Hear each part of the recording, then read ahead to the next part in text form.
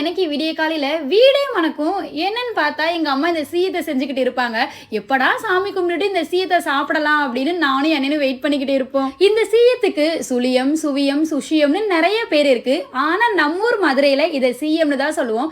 உங்க ஊர்ல இதை எப்படி சொல்லுவீங்கன்னு மறக்காம கமெண்ட்ல சொல்லுங்க. சீயம் நல்லா சாஃப்டா வரதுக்கு என்னோட மெஷர்மெண்ட் வந்துட்டு 1 கப் பச்சரிசி, 1 கப் இட்லி அரிசி, 1/2 கப் உளுந்து எடுத்துக்கிட்டு 3 மணி நேரம் ஊற வச்சு கிரைண்டர்ல அரைச்சு வச்சு, ஸ்டஃபிங்க்கு 1 கப் கடலை பருப்பு எடுத்துக்கிட்டு அதையும் 3 மணி நேரம் ஊற வச்சு 5 விசில் விட்டு வேக வச்சுட்டேன். வேக வச்ச கடலை பருப்பை கரண்டிலே நல்லா மசிச்சுட்டு அதுக்கப்புறம் ஒரு பாத்திரத்துல நெய் ஊற்றி ஒரு 1/4 கப் அளவுக்கு தேங்காய் துருவலை போட்டு லைட்டா வறுத்துக்கணும். அப்புறம் தேவையான அளவுக்கு நம்ம எவ்வளவு ஸ்வீட் சாப்பிடுறோமோ அந்த அளவுக்கு வெள்ளத்தை போட்டு லைட்டா தண்ணியை ஊத்திட்டு அதோட வேக வச்சிருக்க கடலை பருப்பையும் போட்டு நல்லா கிளறிட்டு சுருள சுருள கிண்டிக்கணும். அது நல்லா எஞ்சி கெட்டியான கன்சிஸ்டன்சி வரும்போது 4 ஏலக்காய் கொஞ்சோண்டு சுக்க தட்டி போட்டோம் அப்படின்னா ஃபிளேவரே ரொம்ப நல்லா இருக்கும். ஸ்டஃபிங் ஆறனோடனே உருண்டை பிடிச்சி வச்சுக்கலாம். அதுக்கப்புறம் மாவு புளிக்க தேவையில்லை. ஸோ உப்பை போட்டு கரைச்சிக்கிட்டு நம்ம உருட்டி வச்சிருக்க உருண்டை எடுத்து மாவுல முக்கி எண்ணெயில பொரிச்சு எடுத்தோம் அப்படின்னா சீயம் சூடா ரெடி ஆயிரும்.